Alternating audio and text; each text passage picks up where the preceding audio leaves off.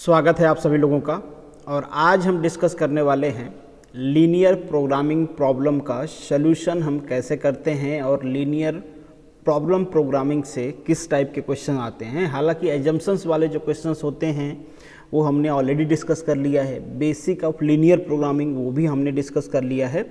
आज हम डिस्कस करेंगे कि जो न्यूमेरिकल प्रॉब्लम्स आते हैं इससे वो कैसे होते हैं। जैसे कुछ बेसिकली ये दो टाइप्स के क्वेश्चन आते हैं। एक तो ये थ्योरेटिकल क्वेश्चन आपसे पूछा गया है कि illustrate the graphical for linear programming problem, no feasible solution क्या होता है और अनबाउंड सोल्यूशन क्या होता है। ये जब हम सोल्यूशन डिस्कस करेंगे तो वहाँ पे बता दूंगा कि ये दोनों क्या होते हैं। जो न्यूमेरिकल प्रॉब्लम आपको पूछे जाते हैं और ये श्योरिटी के साथ आपके एग्ज़ाम में पूछे ही जाते हैं। आपका जो यूनिवर्सिटी एग्ज़ाम होता है उसमें 10 to 14 मार्क्स के क्वेश्चन यहाँ से पर्टिकुलर इस वीडियो से आएंगे ही आएंगे। पर्टिकुलर इस वीडियो का मतलब ये है कि इसी वीडियो से नहीं, जो हम आगे 2-3 वीडियोज़ आएंगे सोल्यूशन पे बेस्ड, उन तीनों वीडियो को मिला के आपको 10 to 14 मार्क्स के क्वेश्चंस आएंगे ही आएंगे। तो एक तो क्वेश्चन ये होता है, सम टाइम दे आस्क कि आप एलपीपी को फॉर्मुलेट करो। आपको कुछ कंडीशंस दिया गया रहेगा और आपको बोला जाएगा कि जो लीनियर प्रोग्रामिंग प्रॉब्लम होता है उसको आप फॉर्मुलेट करो। यहाँ पे आगे हम डिस्कस करेंगे कैसे फॉर्मुलेट करते हैं। दूसरा, यहाँ पे जो एलपीपी होता है उसको सॉल्व करने के कुछ मेथड होते हैं। तो यहाँ पे पर्टिकुलरली आपसे पूछ लेता है कि इस मेथड के थ्रू ये जो क्वेश्चन दिया गया है इसको सॉल्व करें। जैसे कि मेथड होता है जो बेसिकली 3 मेथड हम यहाँ पे डिस्कस करने वाले हैं। एक तो होता है ग्राफिकल, जैसे यहाँ पे क्वेश्चन पूछा गया है using graphical method find the minimum value. Some time it is minimum value, some time it is maximum value, but that is not a matter. वो जब ग्राफ आप ड्रॉ करोगे तो आपको पता चल जाएगा कि मिनिमम के लिए कौन सा सेक्शन लेना है, मैक्सिमम के लिए कौन सा लेना है। जब हम क्वेश्चन सॉल्व करेंगे तो वो आपको पता चलेगा। जैसे यहाँ पे आपसे पूछा है मैक्सिमम वैल्यू फाइंड आउट करने के लिए, तो एक तो तरीका होता है एलपीपी को सॉल्व करने के लिए, that is graphical method. Second जो होता है सिंप्लेक्स होता है।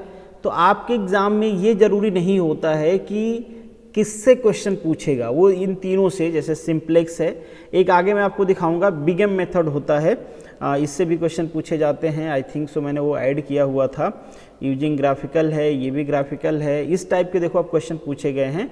जैसे यहाँ पे आप देख रहे हैं बिगम मेथड। तो बेसिकली 3 मेथड हैं जिससे आपसे क्वेश्चन पूछा जाता है। आप देख रहे हो काफ़ी सारे क्वेश्चन पूछे गए हैं, एवरी ईयर पूछे गए हैं क्वेश्चन। तो एक तो ग्राफिकल मेथड हो गया, दूसरा सिंप्लेक्स मेथड से क्वेश्चन पूछा जाता है आपको, जैसे यहाँ पे दिया गया है, और तीसरा जैसे मैंने आपको बताया कि बिगम से पूछा जाता है। ये 3 मेथड हैं। इन तीनों मेथड से हम बारी बारी से सॉल्व करना समझेंगे कि किस तरीके से एलपीपी को हम सॉल्व करते हैं।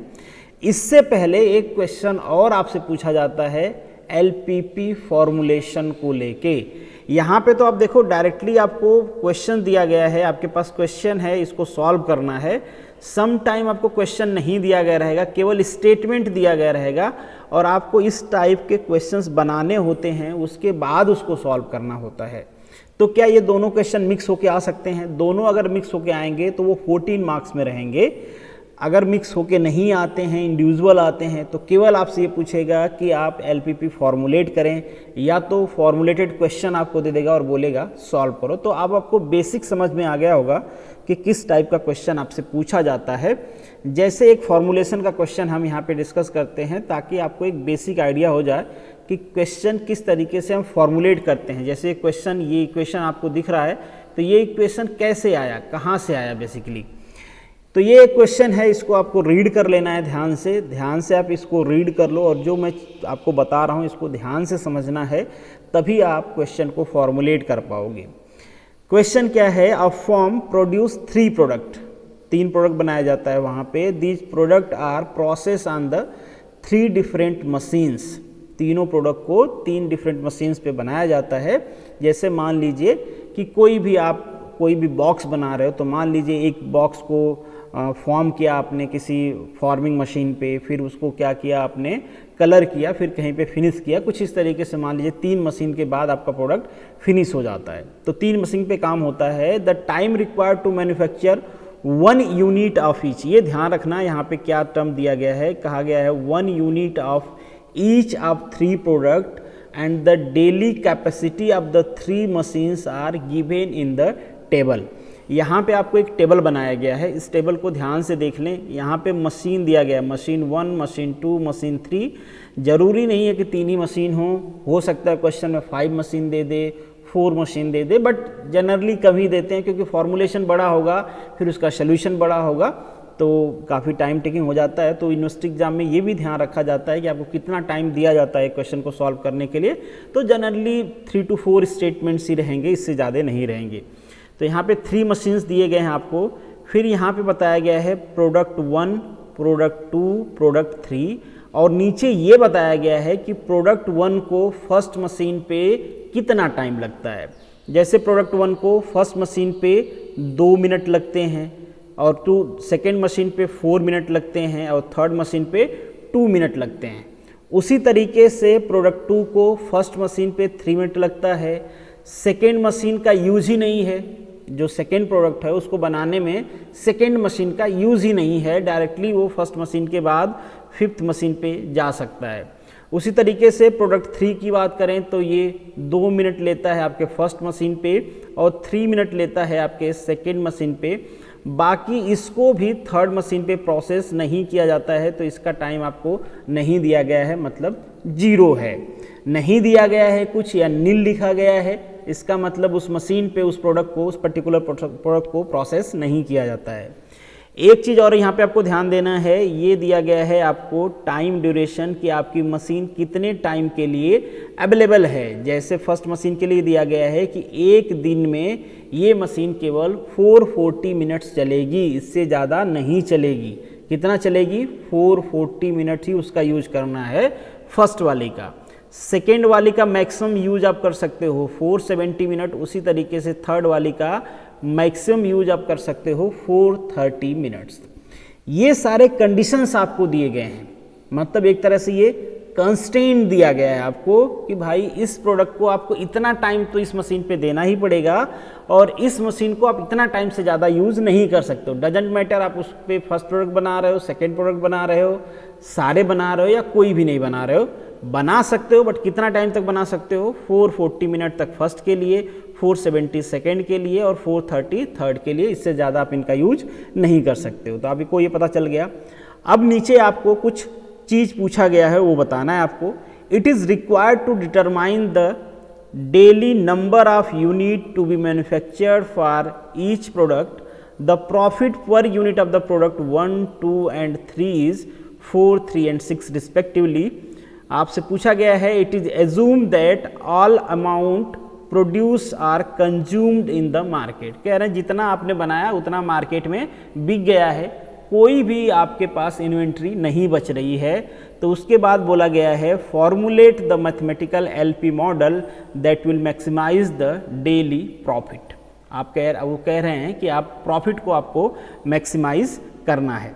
यहाँ पे आपको बताया गया है कि एक प्रोडक्ट पे कितना प्रॉफिट हो रहा है। जैसे हम कहें फर्स्ट प्रोडक्ट के लिए मेंशन किया गया है कि प्रॉफिट है 4 रुपीज़, तो प्रोडक्ट फर्स्ट पे प्रॉफिट है 4, प्रोडक्ट सेकेंड पे प्रॉफिट है 3 एंड प्रोडक्ट 3 पे प्रॉफिट है 6 रुपीज़ का। अब आपको अपना दिमाग लगा के बताना है कि किस प्रोडक्ट को हम ज़्यादा बनाएं ताकि हमको ज़्यादा प्रॉफिट मिले। बट डेफिनेटली उस प्रोडक्ट के साथ, यहाँ पे मशीन के साथ कुछ कंस्ट्रेन है कि वो प्रोडक्ट कितना टाइम लेगा। अगर ज़्यादा टाइम लगेगा तो मशीन का रनिंग टाइम बढ़ेगा, ठीक है। तो वो सारी चीज़ें आपको ऑप्टिमाइज़ करनी है कि कितने प्रोडक्ट बनाएं तो ज़्यादा अच्छा रहेगा, हमको प्रॉफिट ज़्यादा मिलेगा। तो इन शॉर्ट आपको प्रॉफिट को क्या करना है? मैक्सिमाइज करना है। तो अभी के लिए जो हमारे पास वेरिएबल है वो नंबर ऑफ क्वांटिटी है। नहीं, हमको ये नहीं पता है कि हम फर्स्ट प्रोडक्ट को कितना बनाएं, मतलब नंबर ऑफ क्वांटिटी है वो हमको नहीं पता है कि फर्स्ट की कितनी है, सेकेंड की कितनी है और थर्ड प्रोडक्ट की कितनी है। तो हम अपने मर्जी से एज्यूम कर लेते हैं कि जो हमारा फर्स्ट प्रोडक्ट है उसको हमने x1 बनाया, जो सेकेंड प्रोडक्ट है उसको हमने x2 बनाया, और थर्ड प्रोडक्ट को हमने क्या बनाया? x3 बनाया। हमने अपने मर्जी से एज्यूम किया है, हमको किसी ने नहीं कहा है। अगर फर्स्ट प्रोडक्ट पे प्रॉफिट 4 रुपीज़ है तो टोटल हमने x1 बनाया है, तो फर्स्ट प्रोडक्ट का प्रॉफिट क्या हो जाएगा हमारा? 4x1। यहाँ तक आपको कोई डाउट नहीं होना चाहिए। उसी तरीके से अगर हम बात करें कि सेकेंड प्रोडक्ट पे हमको कितना प्रॉफिट हो जाएगा, तो टोटल क्वांटिटी कितना बनाया हमने? x2, और एक पे प्रॉफिट कितना हो रहा है? 3, तो कितना हो जाएगा? 3x2।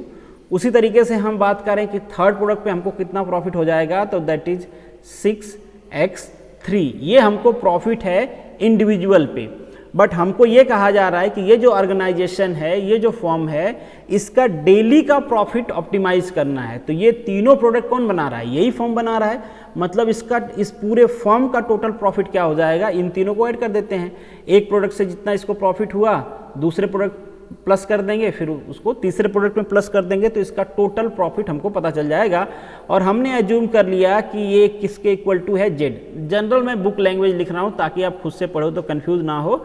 जनरली मैक्सिमम जगह जो फंक्शन बनाते हैं ये, उसको जेड लिखते हैं। अब यहाँ पे हमने लिख दिया जेड। अब आपको करना क्या है, इसको मिनिमाइज करना है कि मैक्सिमाइज करना है? ये प्रॉफिट है, तो प्रॉफिट इज ऑलवेज मैक्सिमाइज। वैसे यहाँ पे मेंशन भी है कि प्रॉफिट को कैसे मैक्सिमाइज करें, तो आपको यहाँ पे लिख देना है मैक्सिमाइज द जेड। ठीक है, आपका करोगे जेड को मैक्सिमाइज करना है, आपको जितना ज़्यादा हो सकता है जेड उतना ज़्यादा रखना है। सपोज करें यहीं पे ये कहा जाता कि पर्टिकुलरली इतना लॉस हो रहा है, तो उस टाइम पे लॉस को आप मैक्सिमाइज करोगे कि मिनिमाइज करोगे?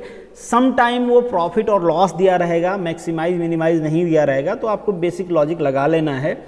अगर लॉस है तो उसको हमेशा हम मिनिमाइज करेंगे, प्रॉफिट है तो हमेशा उसको मैक्सिमाइज करेंगे। कहीं पे आइडियल टाइम है तो उसको मिनिमाइज करेंगे, वर्किंग टाइम को मैक्सिमाइज करेंगे। तो इस टाइप से बेसिक लॉजिक आपको लगा लेना है, अगर क्वेश्चन में नहीं दिया गया है। हालांकि इस क्वेश्चन में मेंशन किया गया है कि आपको प्रॉफिट को मैक्सिमाइज करना है।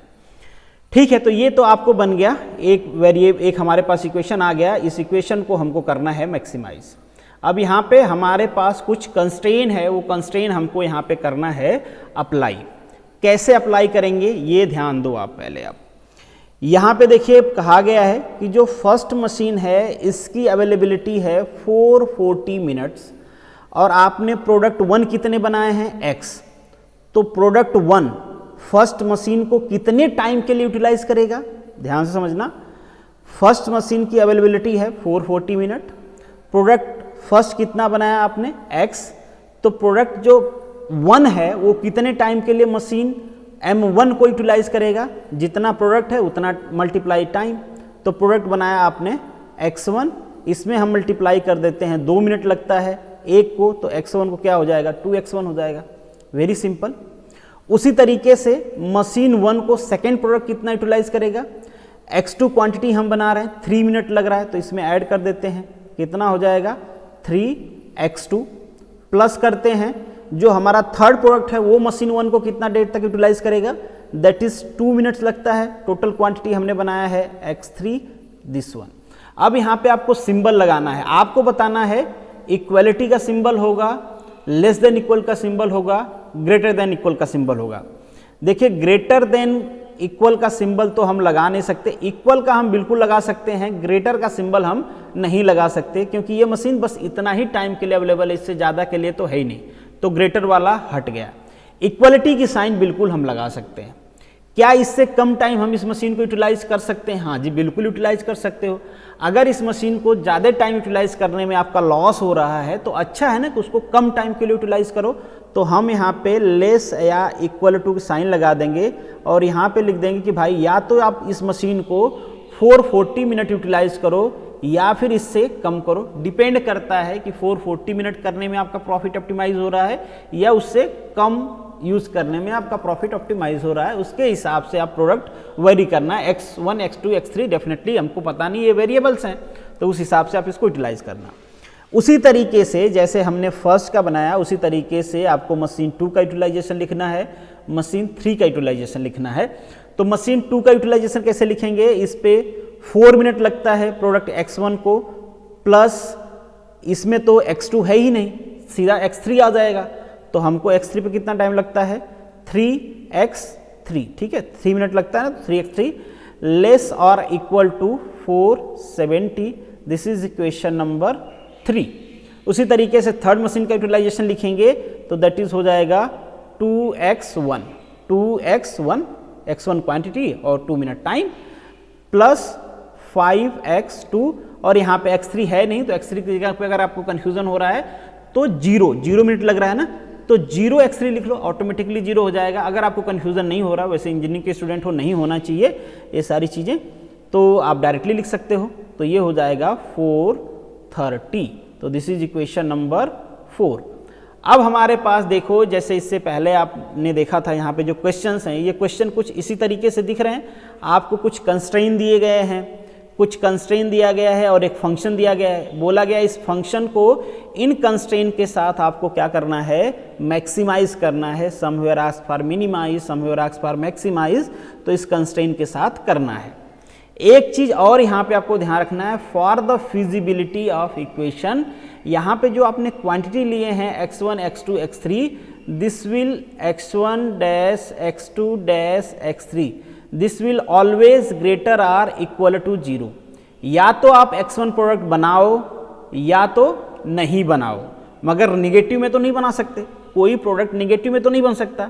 या तो आपने उसको बनाया या तो नहीं बनाया। अगर बनाया तो कुछ क्वांटिटी में बनाया, नहीं बनाया तो 0। मतलब x1 x2 जो होंगे वो हमेशा पॉजिटिव होंगे या तो 0 होंगे, ठीक है। 0 या 0 से ज़्यादा होंगे, इससे कम नहीं हो सकते। जब हम ग्राफिकल मेथड या फिर सिंप्लेक्स या बिगम अप्लाई करेंगे तो देखेंगे कि इसका इंपॉर्टेंस क्या है। अब उम्मीद करता हूं कि किसी भी तरीके का स्टेटमेंट दिया रहेगा, आप उसको फॉर्मुलेट कर पाओगे कि उसमें कंस्ट्रेन क्या है, जो आपका ऑब्जेक्टिव स्टेटमेंट है। सम टाइम इसे हम ऑब्जेक्टिव स्टेटमेंट भी कहते हैं। दिस इज ऑब्जेक्टिव स्टेटमेंट, ठीक है। और इसे हम कहते हैं कंस्ट्रेन। कंस्ट्रेंस हैं ये, तो ये आपको कंस्ट्रेन हो गया, ये ऑब्जेक्टिव स्टेटमेंट हो गया। तो यहाँ पे जो आपका क्वेश्चन आएगा, to maximize the Z 4x1 plus 3x2 plus 6x2 with the constraint of these 3 equations, ठीक है। इनके साथ कंस्ट्रेन लेके आप इसको मैक्सिमाइज करो। अगर यहीं पे रहता, मान लीजिए यहाँ पे दिया रहता मशीन ये है, इसका आइडल टाइम ये है, तो आइडल टाइम को क्या करते, मिनिमाइज करते, तो मिनिमाइज कर लेता।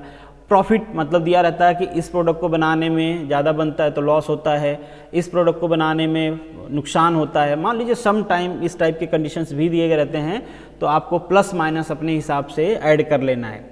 अगर मान लो प्रॉफिट फाइंड आउट कर रहे हो, किसी प्रोडक्ट को बनाने में लॉस है, तो वो क्या करोगे, आप माइनस करोगे, नहीं कि उसको बनाने में आपको जितना क्वांटिटी आपको बनाना पड़ेगा वो उसका लॉस ही होगा। सम टाइम क्या होता है कि मान लीजिए कोई कंपनी है, वहाँ पे कोई प्रोडक्ट बन रहा है और उस प्रोडक्ट में कई सारे चीज़ों को असेंबल करके वो बनाया जा रहा है। सपोज करिए आप कुछ भी बना रहे हो, बैग बना रहे हो। अब बैग में आपने कपड़ा वाला ठीक है, जिप लगा लिया आपने और हुक सुक सब बना लिया, बट आपको कपड़ा बनाने में तो फ़ायदा हो रहा है, बट जिप आप जब बना रहे हो तो नुकसान हो रहा है। बट आप जिप बनाना छोड़ नहीं सकते क्योंकि जिप की रिक्वायरमेंट है आपके बैग में। तो सम टाइम ऐसे भी कंडीशंस आ सकते हैं कि एक ही प्रोडक्ट को फिनिश करने में, उसके कुछ कंपोनेंट्स को बनाने में आपको फ़ायदा हो सकता है, कुछ को नुकसान हो सकता है। तो अगर नुकसान वाला दिया है, आपको प्रॉफिट मैक्सिमाइज करना है, तो उसको माइनस कर लेना है टोटल प्रॉफिट में से। वेरी सिंपल, मतलब इन शॉर्ट आपके बेसिक मैथमेटिक्स लगानी है और सिंपल लीनियर इक्वेशंस बनाने हैं। जैसे इसका नाम है, देखिए यहाँ पे लीनियर इक्वेशंस लग रहा है। अब आगे चल के इस वीडियो के बाद आगे जो आने वाली वीडियोस हैं उनमें हम देखेंगे कि इस इक्वेशन को किस तरीके से हम ग्राफिकल मेथड से, किस तरीके से सिंप्लेक्स से और किस तरीके से बिगम मेथड से सॉल्व कर सकते हैं। तो हम सॉल्व करना जान जाएंगे। तो चलिए, this is the end of this video. मिलेंगे नेक्स्ट वीडियो में।